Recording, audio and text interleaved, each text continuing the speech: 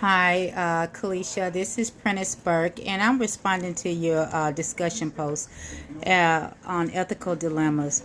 I do agree with you that when it comes to companies in the human services field, workers and agencies, they both have two different goals for their clients.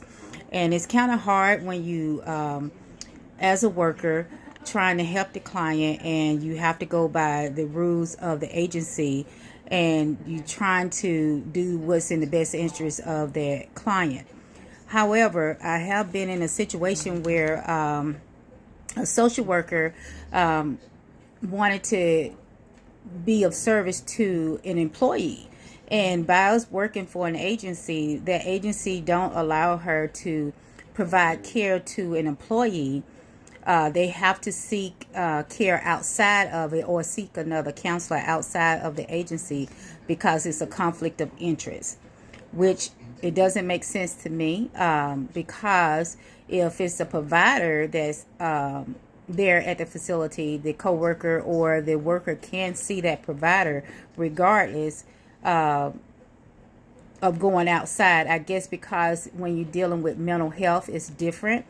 And when you're in the mental health field, you have to, if you know that person personally working with them, the company would not allow you to actually be of service to them, in other words. And then the other one that you had pointed out, the significant impact of ethics, was the staff competencies. Now, I did have an issue with that because personal issue, not with what he was saying, but personal issue because of a coworker that refused to accept learning or training from other employees because they put themselves on a higher pedestal and felt that they were not our equals, which they are our equals, but they did not feel that way. And I don't think it was just that. I think it was more in depth than that. But I think that we should all put ourselves in a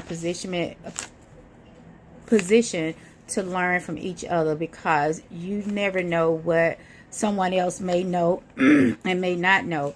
And all the different cultures that we work with nowadays, we need to be aware of, as you say, of the cultural competencies and the knowledge of how people do things in other cultures, and not just be so biased to just our own cultures.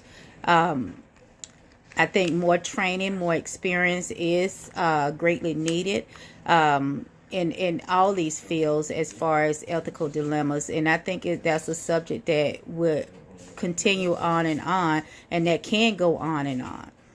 But all in all, I do appreciate your post. I really enjoy reading it, and I'm looking forward to reading more of it. God bless you on your journey, and hope I'll be able to work with you again soon. Have a good night. Thanks.